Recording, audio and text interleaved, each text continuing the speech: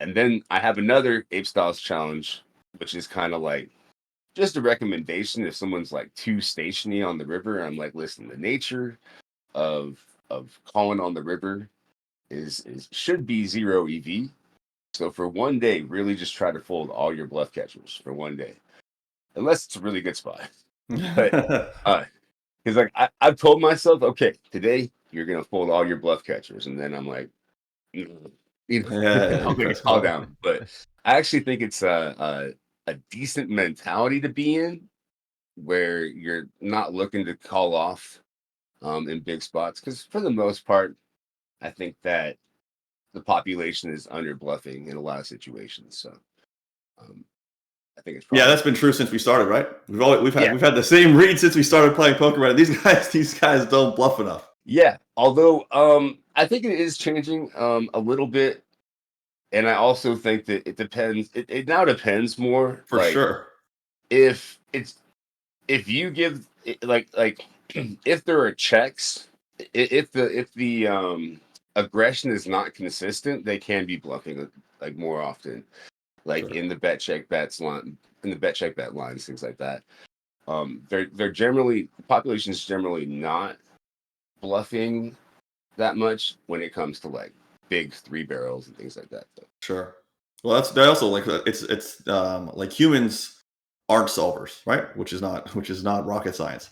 So Mhm. like they get driven by emotions like fear and greed, right? So when they have a really strong hand, there's a strong temptation to be greedy, right? And try to get paid and try to win a big pot and not take the risk of like checking, which might be required, to play the hand optimally. But obviously runs risks of like, the other player doesn't bet enough in position, he checks it back, and now I don't win a big pot.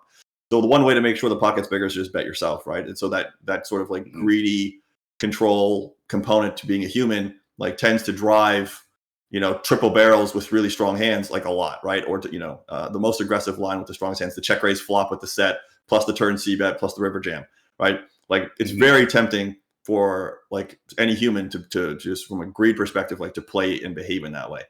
And then on the fear side, it's easy to like check raise bluff the flop and then get called really quickly or something. And then subsequently like chicken out on the turn because you're like, well, that timing was like really intimidating. And maybe they're not thinking about that when they have a set, but they're thinking about like all these variables that could cause them to like basically back off when they're bluffing.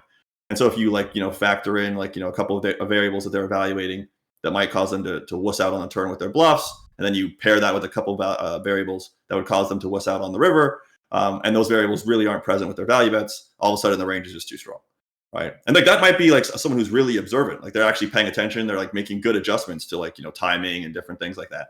But all of a sudden, at the end of the day, like their ranges for triple barreling, like across large samples, are just too strong. Mhm. Yeah, I think it's super interesting when you bring up stuff like greed and fear, kind of getting more into the human aspect of it, because this is something I've actually thought more about because I've just been coaching more recently, and I see like a lot of repetitive mistakes that from players that they wouldn't typically make. And I try to dig a little bit deeper and figure out what the issue is. It could be autopiloting, too many tables, or just distraction. And it just made me think more about how important it is, especially in today's climate with how tough the game is. Because the game's only, we talk about all the time, the game's always getting harder. And the tools that you actually have access to, even recreationals in general, it's a lot easier for them to improve. I mean, you got stuff like the content we provide at a very affordable rate and whatnot. So the actual performance part, when, because you do all the studying you want, and then actually Mike Tyson's favorite line, you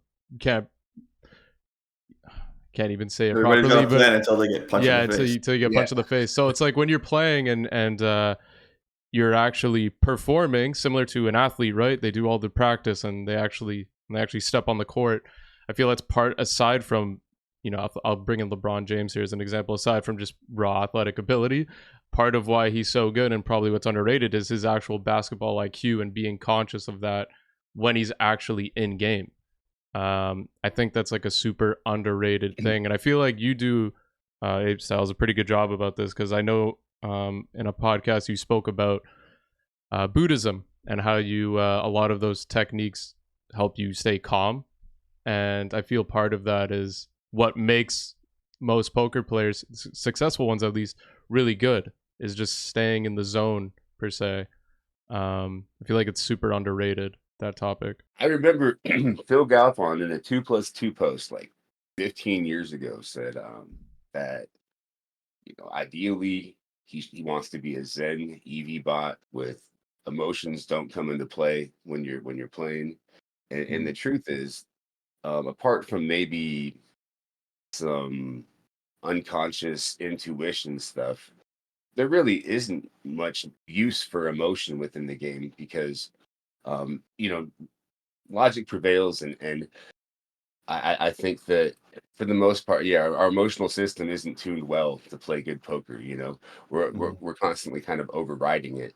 Um, for me, I've actually found, for instance, with cash games, I have to relearn how to not be playing emotionally, how to not be thinking about being stuck, how to not move on to each hand, each just like I've actually heard about LeBron James speaking about basketball like this, where it just doesn't matter what you just did.